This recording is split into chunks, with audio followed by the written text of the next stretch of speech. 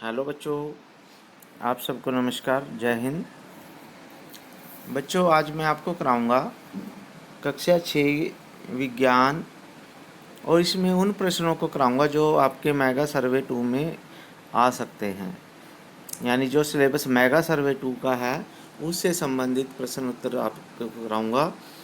तो आप सभी इसको ध्यानपूर्वक समझेंगे और अपने दोस्तों के पास भी इसको ज़रूर भेजेंगे। तो पहला क्वेश्चन है आपके पास, हमारे आसपास डैश की वस्तुएं होती हैं। तो हमारे पास अनेक प्रकार की वस्तुएं होती हैं। ठीक है बच्चों। फिर उसके बाद दूसरा क्वेश्चन है आपके पास, सभी वस्तुओं की आकृति रंग गुण कैसे होते हैं। तो सभी वस्तुओं के रंग गुण जो हैं अलग अलग होते हैं, भिन्न भिन्न होते हैं। तो इसमें ख आंसर आ जाएगा। फिर उसके बाद क्वेश्चन नंबर 3 है, वस्तुओं के समूह बनाने के लिए आप क्या आधार चुन सकते हैं। तो वस्तुओं के समूह बनाने के लिए हम उनकी आकृति भी देख सकते हैं, भी कैसी आकृति है, जैसे गोल है या कोई किसी आकृति का है, उसका रंग देख सकते हैं, उसके गुण भी देख सकते हैं। तो इसमें उपरोक्त सभी इसका आंसर आ जाएगा। फिर उसके बाद क्वेश्चन नंबर 4 है, लोहे तांबे एल्युमिनियम में क्या समानता है। तो लोहा तांबा और एल्युमिनियम है, ये सभी क्या हैं, धातुएं हैं। तो इसका आंसर क्या आ जाएगा। फिर उसके बाद है आपके पास क्वेश्चन नंबर 5। तो क्वेश्चन नंबर 5 में क्या होगा, जिस पदार्थ को आसानी से संपीड़ित किया जा सकता है या खरोंचा जा सकता है उसे हम कोमल पदार्थ कहते हैं। और छठे में, जिसको आसानी से संपीड़ित या खरोंचा ना जा सके उसे हम कठोर पदार्थ कहते हैं। तो इसका कै भाग आपका आंसर आएगा, कठोर पदार्थ। ठीक है बच्चों, आगे करते हैं। आगे है आपके पास क्वेश्चन, कुछ पदार्थ जल में पूर्णतः विलुप्त हो जाते हैं, इसलिए ये पदार्थ कहलाते हैं, विलेय पदार्थ कहलाते हैं। गै भाग इसका आंसर आ जाएगा। विलेय पदार्थ वो होते हैं जो पानी में घुल जाते हैं। फिर क्वेश्चन नंबर 3 है, निम्न में से जल में विलेय अविलेय पदार्थ यानी जो पानी में ना घुले, तो वो है आपके पास कै भाग में चॉक पाउडर है। फिर तीसरा प्रश्न है, निम्न में से कौन सा पदार्थ जल में नहीं डूबेगा। तो जल में जो है तेल की बूंद नहीं डूबती, वो जल के ऊपर तैरती रहती है। फिर क्वेश्चन नंबर 4 है आपके पास, जिस वस्तु के आर पार देखा जा सकता है उसे हम पारदर्शी वस्तु कहते हैं। तो इसका आंसर क्या आ जाएगा। फिर 5वां क्वेश्चन है इसमें, निम्न में से कौन सी वस्तु अपारदर्शी नहीं है। तो इसमें जो अपारदर्शी वस्तु नहीं है, अपारदर्शी वस्तु का मतलब है कि जिसके आर पार देखा जा सके। तो कांच इसमें ऑप्शन में है, यदि आपको नहीं दिखाई दे रहा तो कांच इसमें अपारदर्शी वस्तु नहीं है।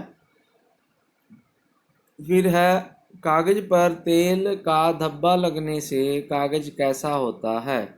तो जब कागज के ऊपर तेल लगता है तो वो पारभासी हो जाता है। कैसा हो जाता है, पारभासी। ठीक है बच्चों, अगले क्वेश्चन करते हैं। आगे नेक्स्ट क्वेश्चन है आपके पास, मिश्रण के जल में मिलाने पर भारी अवयवों के नीचे तली में बैठ जाने के प्रक्रम को क्या कहते हैं। इसका मतलब है जब हम मिट्टी में रेत बजरी वगैरह कुछ घोलते हैं तो वो नीचे बैठ जाती है कुछ समय के बाद, तो उसे हम अवसादन कहते हैं। ठीक है, अवसादन, धय की जगह दय आएगा। फिर है क्वेश्चन नंबर 2, अवसादित मिश्रण को बिना हिलाए जल को मिट्टी सहित उड़ेलने की प्रक्रिया को हम निस्तारण कहते हैं। क्या कहेंगे, निस्तारण। फिर उसके बाद क्वेश्चन है नेक्स्ट, वाष्पन विधि में जल किस अवस्था में परिवर्तित होता है। तो वाष्पन विधि में वाष्प में परिवर्तित हो जाता है जल। फिर क्वेश्चन नंबर 4 है, किसी पदार्थ के विलयन को गर्म करने पर उसमें और अधिक पदार्थ घोला जा सकता है। जब हम किसी विलयन को गर्म करते हैं अधिक, तो उसमें हम ज़्यादा चीज़ घोल सकते हैं। तो इसका क्या आंसर आ जाएगा। फिर क्वेश्चन नंबर 5 है, जिस विलयन में कोई पदार्थ और अधिक न घुले उसे हम संतृप्त विलयन कहते हैं। इसका क्या भाग आ जाएगा, संतृप्त विलयन। जैसे पानी में हम चीनी को घोलते हैं, तो चीनी को धीरे धीरे और भी घोलें और चीनी डालें तो कुछ समय के बाद चीनी घुलनी बंद हो जाती है पानी में, तब वो संतृप्त विलयन कहलाता है। आगे है आपके पास क्वेश्चन। नेक्स्ट क्वेश्चन है आपके पास, पदार्थों को अलग करने से क्या लाभ होते हैं। तो पदार्थों को अलग करने से पदार्थों का पृथक इस्तेमाल हो जाता है और अवांछनीय पदार्थ अलग हो जाते हैं। तो इसमें कै और खै दोनों आ जाएंगे इसके आंसर। तो गै इसका आंसर लिखोगे आप। फिर आम अमरूद को किस विधि से अलग करेंगे। तो आम और अमरूद जो होते हैं उनको हम हाथ के द्वारा अलग कर सकते हैं, तो इसे हस्त चयन विधि कहते हैं। फिर है, सूखे पौधों की डंडियों से अन्न कणों और अनाज को अलग करने के प्रक्रम को क्या कहते हैं। तो इसे हम थ्रेसिंग कहते हैं। डंडियों से अनाज को अलग करते हैं जो उसे थ्रेसिंग कहते हैं। निष्पावन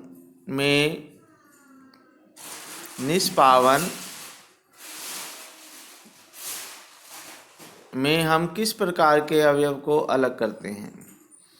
तो इसमें निष्पावन होता है, हवा के झोंकों के द्वारा हम भारी पदार्थों को हल्के पदार्थों से अलग कर सकते हैं। फिर 5वां प्रश्न है, आटे को चोकर से अलग करने की विधि अब कौन सी होगी। तो वो होगी चालन विधि। गै भाग आ जाएगा इसका। चालन विधि से हम आटे को छानते हैं। ठीक है बच्चों। नेक्स्ट क्वेश्चन, हमारे चारों ओर जो परिवर्तन होते हैं, बदलाव होते हैं, तो उसका क्या कारण हो सकता है। तो उसके पीछे विज्ञान हो सकती है। विज्ञान होती है सभी चीज़ों के पीछे, जिसे हम जादू भी बोल देते हैं, कई बार कुछ भी कह सकते हैं, लेकिन विज्ञान होता है उसके पीछे। फिर उसके बाद क्वेश्चन नंबर 2 है, जो परिवर्तन पुनः पूर्व स्थिति में लाए जा सकें उन्हें हम उत्क्रमित परिवर्तन कहते हैं। गै भाग आ जाएगा। उत्क्रमित परिवर्तन जो वापस उल्टी दिशा में भी हो सकें। जैसे हमने बुक को खोल दिया और फिर इसको बंद कर दिया, तो वापस हम उसको खोल सकते हैं या बंद कर सकते हैं, तो ये उत्क्रमित परिवर्तन है। फिर है, गुब्बारे का फूलना कैसा परिवर्तन है। उत्क्रमित परिवर्तन होता है गुब्बारे का फूलना, क्योंकि जब उसमें गुब्बारे में से हवा निकाल देते हैं तो गुब्बारा फिर उसी आकार में आ जाता है।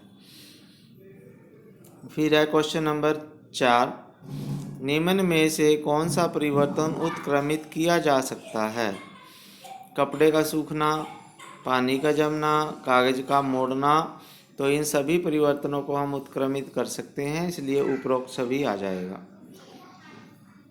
फिर 5वां क्वेश्चन है, निम्न में से कौन सा परिवर्तन उत्क्रमित नहीं किया जा सकता। भोजन का पाचन, ये नहीं किया जा सकता। पतंग उड़ाना, तो पहले हमारे हाथ में थी पतंग, फिर उसको उड़ा दिया, फिर हम उसको वापस अपने हाथ में नीचे खींच सकते हैं। कपड़े पहले गीले थे, फिर सूख गए, फिर गीले हो सकते हैं। जूते हमने पहने फिर उतारे, तो ये उत्क्रमित हो सकते हैं। लेकिन भोजन का पचना, जो भोजन हमने खा के पचा लिया, वो दोबारा हम उसे प्राप्त नहीं कर सकते। ठीक है बच्चों। तो भोजन का पचना जो है उत्क्रमित नहीं किया जा सकता। तो ये विज्ञान के क्वेश्चन थे। आप सभी इनको अच्छी तरह से बार बार देखें, तब तक जब तक ये याद ना हो जाएं। और यदि आपने ये चैनल सब्सक्राइब नहीं किया तो इसे सब्सक्राइब कर लें, क्योंकि इस चैनल के माध्यम से आपकी गणित और विज्ञान की अच्छी तरह से तैयारी की जाएगी। ठीक है बच्चों, ओके, थैंक यू, जय हिंद।